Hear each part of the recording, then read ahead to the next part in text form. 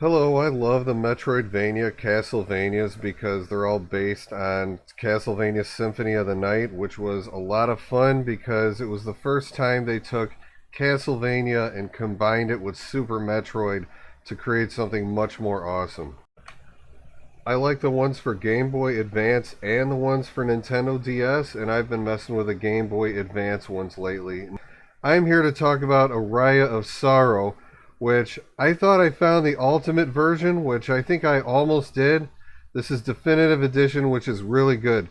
My only major problem with this is it uses the regular recolor by JonataGuitar, not the Symphony of the Night recolor, which is much easier on the eyes and much nicer looking in my opinion. Basically, I've taken everything in this list and I've obtained the IPS patches for each one of these individually. And now normally what I would do is take the IPS patches and apply the first IPS patch, output it as file number 1. Apply the second patch to file number 1, output it as file number 2. Apply the third patch to file number 2, and so on and so forth until you get to the end of the list. But that's not how we're going to be doing it today, because I found some interesting software that I've never seen before. This is called IPS Patch Tool, because I've never seen another IPS tool that can do this. This will let you combine your patches. Now, I've got all these patches in this folder, and I went ahead and appended a number to each one of these, except for the last one I appended letter A. But just to put this in this exact order, so I could get these to combine into a patch in this order. To be honest, I don't know if it's actually putting these in the correct order or not. But it's going to ask me where to output this. I'm going to output it here and just call it multi.ips. Okay, the file's already right there. Now all I have to do is load floating IPS.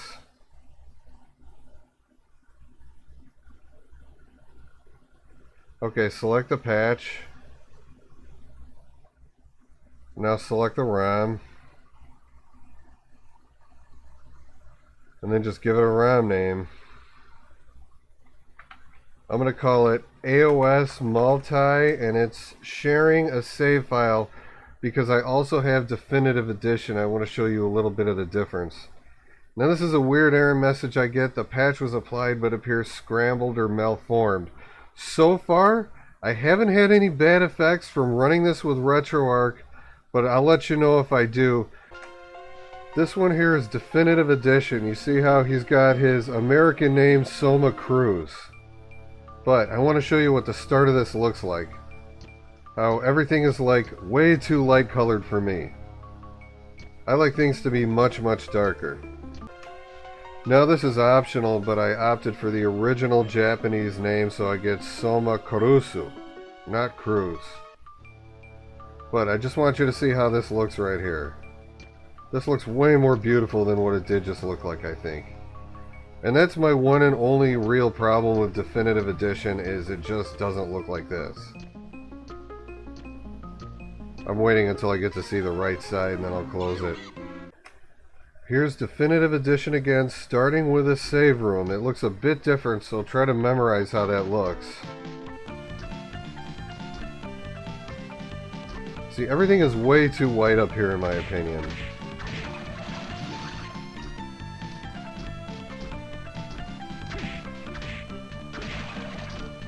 But with these patches applied, you get souls a lot more often. I think the drop rate's much better. But you see how everything's just way too bright. Here is Symphony of the Night recolor starting from the same save point.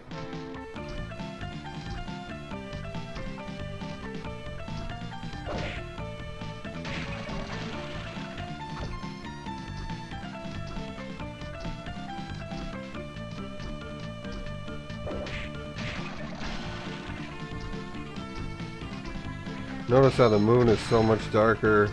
The background in the castle is darker too. Here's Definitive Edition starting with this left hallway. I just want you to see this room and the next room. See, everything's just way too light colored for me. Okay, same hallway with a Symphony of the Night recolor.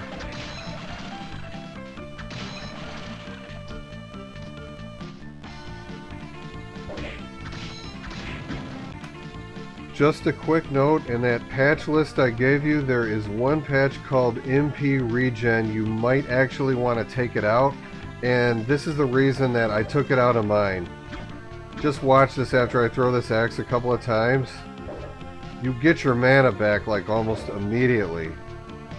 It's very fast, speedy mana regen even when you're starting out as a new character, and I personally think it makes the game a little too easy. That's why I would recommend leaving it out unless you're just one of those people that has to have maxed out mana at all times.